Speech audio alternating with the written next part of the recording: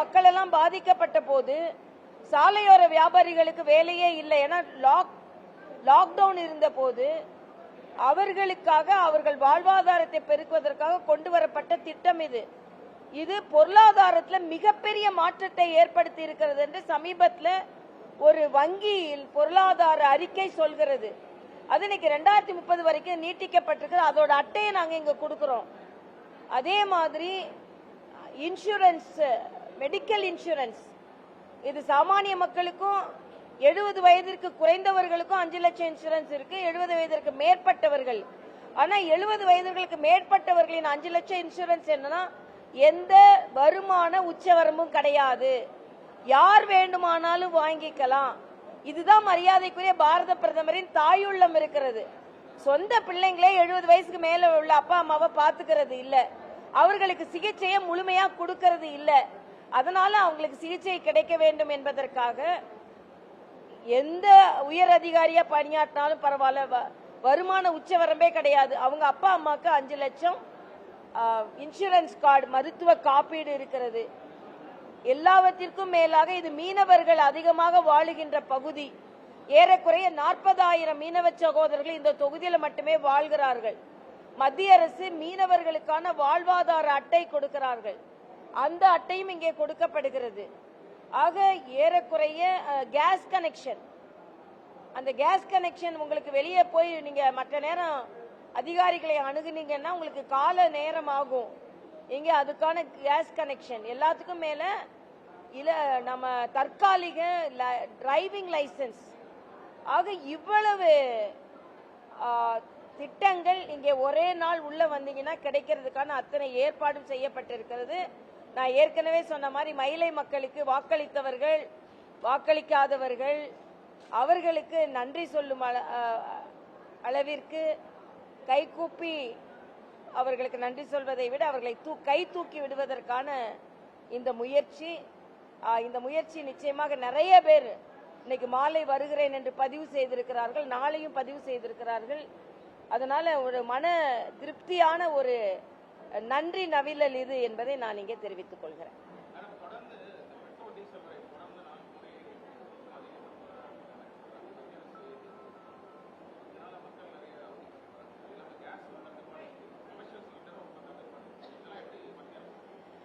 அதாவது கேஸுக்கு தட்டுப்பாடு இல்லைன்னு இன்னைக்கு அந்த அதிகாரிகளே சொல்லியிருக்கிறாங்க. சரியா பதிவு செய்து சரியான நேரத்தில் பதிவு செய்தா கேஸுக்கு தட்டுப்பாடு இல்லை.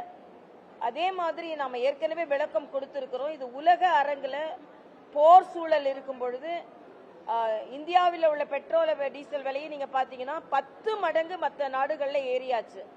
ஆனா இதுல எந்த விதத்திலும் மக்கள் மீது சுமை ஏற்றக்கூடாது என்பதற்காக இந்த போர் சூழலினால் நீங்க பார்த்திருப்பீங்க அந்த வளைகுடா நாடுகள்ல உள்ள பிரச்சனைகள், மற்ற இடங்களில் உள்ள அந்த போர் சூழல் பிரச்சனைகள்.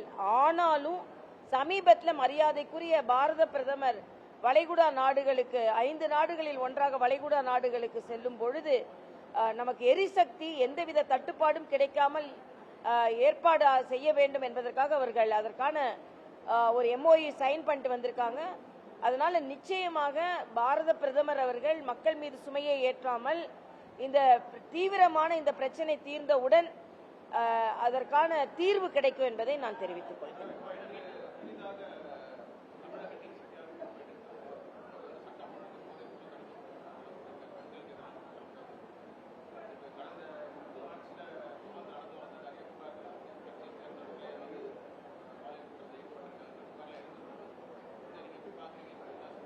இது ரொம்ப வருத்தம் அளிக்கக்கூடியதாக இருக்கு. நேற்று கூட பாத்தீங்கன்னா திருவண்ணாமலையில் கிரிவலம் அங்க போன ஒரு பெண் பாதிக்கப்பட்டிருக்கிறார்கள்.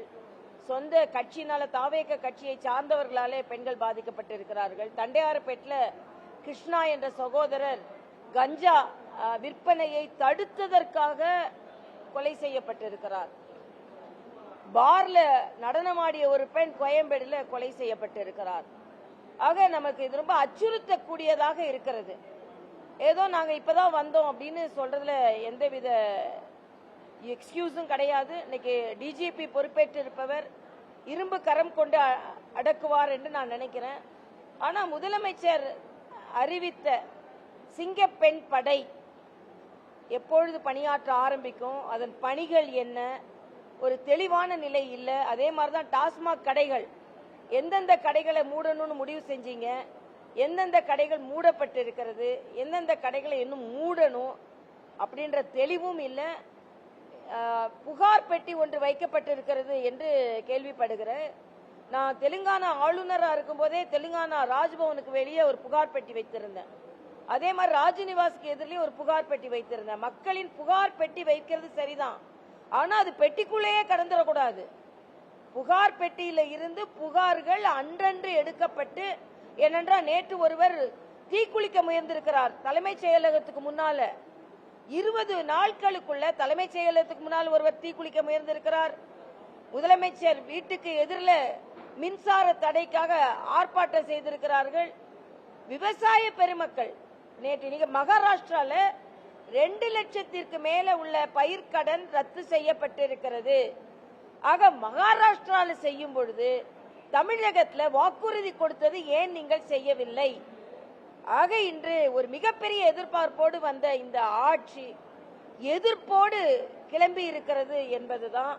இதை முதலமைச்சர் தனி கவனம் செலுத்த வேண்டும். மத்திய அரசை பொறுத்த மட்டில் நேற்று பார்த்திருப்பீங்க, ஜல்ஜீவன் மிஷன், வீடுதோறும் இனிய குடிநீர் அப்படின்னு நான் அதை மொழி மாற்றம் செய்திருந்தேன். இல்லம்தோறும் இனிய குடிநீர் 44 லட்சம் குடும்பங்களுக்கு தண்ணீர் கிடைத்து விட்டது.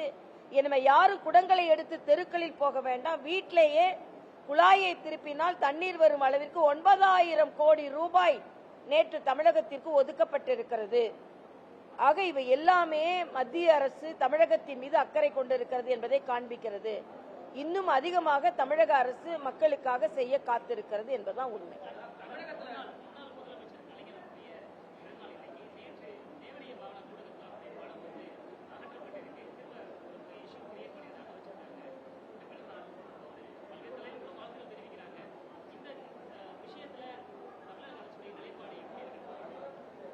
இல்ல, அது என்னன்னு விசாரிக்கணும். ஏன்னா எல்லா இடங்களிலும் முன்னாள் முதலமைச்சர்களின் படம் நீக்கப்பட்டு முதலமைச்சரின் படம் வைக்கப்பட்டிருக்கிறது. ஆனால் நூலகம் என்று வரும்பொழுது அதில் அதிக கவனம் செலுத்த வேண்டும். எல்லா முதலமைச்சர்கள் படமும் என்ன கேட்டா இருக்கணும், எல்லா படிப்பாளிகள் படமும் இருக்கணும். அதனால இந்த அரசு எல்லோருக்கும் மரியாதை கொடுக்க வேண்டும். இதுல இந்த படங்களை எடுக்கிறது, படங்களை வைக்கிறது, இதுலதான் அதிக கவனம் செலுத்த வேண்டும் என்பது இல்லை. அதனால முதலமைச்சர் இதில் அதிக கவனம் செலுத்த வேண்டும் என்று என்னை கேட்டுக்கொள்கிறேன்.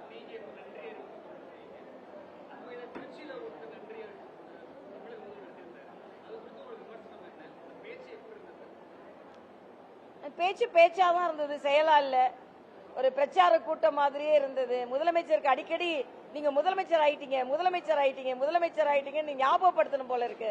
இல்லைன்னா அவர் திடீர்னு பிரச்சார அப்படின்னா இப்ப எதிரி யாருன்னு கேட்கிறாரு. இப்ப எதிர்கட்சி யாருன்னு சொல்ல வேண்டியது இல்லை. எல்லா கட்சிகளுமே விமர்சனம் வைப்பாங்க. எதிர்கட்சின்னு சொல்றாரு, அதுக்கப்புறம் என்ன சொல்றாரு, இன்னும் கொஞ்ச காலத்துல இன்னும் முந்தைய ஆட்சியோட பிரச்சனைகள் இருக்கு எனக்கு சொல்றாரு. 20 நாட்கள் பெரிய இடம் கிடையாது, பெரிய அதிக நாட்கள் குறைந்த நாட்கள் கிடையாது. ஆக அவருக்கு இன்னும் அதிகாரத்துல வந்ததற்கு பின்பு முதலமைச்சராக பணியாற்றுவதற்கான சூழ்நிலை கிடைத்த பின்பு முதலமைச்சராக பணியாற்றுகிறாரா என்று நமக்கு தெரியல. ஒருவேளை டைரக்டர் ஒருத்தர் சொல்லணும் போல இருக்கு, நீங்க முதலமைச்சர் ஆயிட்டீங்க, அதனால முதலமைச்சர் மாதிரி நடந்து கொள்ளுங்க என்று. இது கொஞ்சம் வருத்தமா தான் இருக்கு. இன்னும் கொஞ்சம் பிக்கப் பண்ணிடுவாரு அப்படின்னு நினைக்கிறேன். இல்ல, அது நம்ம பாடி லாங்குவேஜை நம்ம பார்த்தோம், அது எப்படி இருந்ததுன்னு பார்த்தோம். அதனாலதான் நாங்க சொல்றோம், முதலமைச்சர் ஆனதற்கு பின்பு உங்க லாங்குவேஜையும் மாத்தணும், உங்க பாடி லாங்குவேஜையும் மாத்தணும். உங்க லாங்குவேஜும் மாறல, பாடி லாங்குவேஜும் மாறல அப்படின்னா நீங்க இன்னும் பிரச்சார மூடுலே இருக்கீங்களா அப்படின்றது. முதலமைச்சருக்கு ஒரு ஆலோசகர்கள் எப்படி இருக்கிறாங்கன்னு எனக்கு தெரியல. அதனால நீங்க இப்போ ஆலோசகர்கள் வச்சுக்கணும். கிளாப் அடிச்சா சொல்றது இல்ல, இப்போ கிளாப் பண்ணாலும் சொல்றது இல்ல. ஆலோசகர் இருந்து அதற்கான அட்வைஸோட நடந்து கொள்வது நல்லது என்பது எனது கருத்து. அதனால கிளாப் அடிச்சு வசனம் சொல்ல ஆரம்பித்த முதலமைச்சர், கிளாப்புகளை வாங்கி வசனம் சொல்ல ஆரம்பித்த முதலமைச்சர், இன்னும் முதலமைச்சர் அது அந்த என்ன ஓட்டத்துல இருந்து கிளாப் அடிச்சாதான் நம்ம பேசணும், கிளாப் அடிச்சாதான் நம்ம பேசணும் அப்படின்ற நிலையிலிருந்து உண்மையான பிரச்சனைகள் தமிழகத்தில் இருப்பதற்கு இதற்கு நான் என்ன தீர்வு வைத்திருக்கிறேன், இதற்கு நான் என்ன தீர்வு வைத்திருக்கிறேன் என்று சொல்வதுதான் சரியாக இருக்கும் என்பது எனது கருத்து.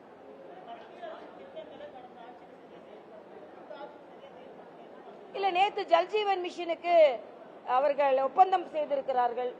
இது ஒரு ஆரோக்கியமான சூழ்நிலை. அதே மாதிரி 2030 வரைக்கும் தெருவோர வியாபாரிகளுக்கான கடன் அட்டை வழங்கப்பட்டிருக்கிறது. அதோட ரெஜிஸ்ட்ரேஷன் மாநில அரசு செய்யணும். ஆக அது மாதிரிதான் PM ஸ்ரீ திட்டத்தையும் அவங்க ஏற்றுக்கொள்ளணும். அதனால இது அரசியலை அரசியலாக பார்க்காமல் ஆட்சியாக பார்க்க வேண்டும் என்பது எனது கருத்து.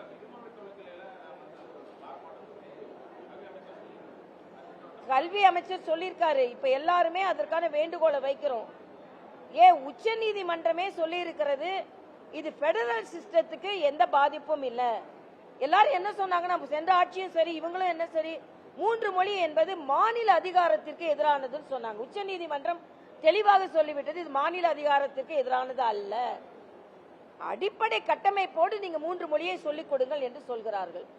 ஆக இதுல கட்டமைப்பை மேம்படுத்தி 3 மொழிகளை அவர்கள் விருப்பப்படி, இதுல மறுபடியும் சொல்றேன், மாணவர்களின் விருப்பப்படி கற்றுக்கொள்ள வேண்டும் என்பதான் நம்ம சொல்றோம். எங்கேயுமே அழுத்தம் இல்லை என்பது எனது கருத்து. அதோட இன்னைக்கு உயர்நீதிமன்றம் ஒரு கருத்தை சொல்லி இருக்கிறார்கள். தாம்பரத்துல 193வது வார்டுல 22 தெருக்கள் ஒரு பகுதியிலிருந்து இன்னொரு பகுதிக்கு கொண்டு போகும்போது அந்த மக்கள் அதற்கு எதிர்ப்பு தெரிவித்திருக்கிறார்கள்.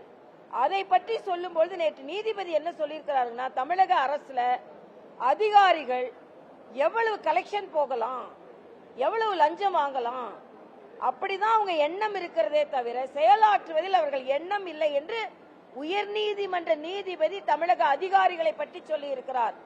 முதலமைச்சர் அவர்கள் அதிகாரிகள் விஷயத்தில் இன்னும் கவனம் செலுத்தி பழைய அதிகாரிகளின் அந்த நிழல் இல்லாமல் புதிதாக இவர்கள் சிறப்பாக செயலாற்றுவதற்கான முயற்சி செய்ய வேண்டும் என்பது எனது கருத்து.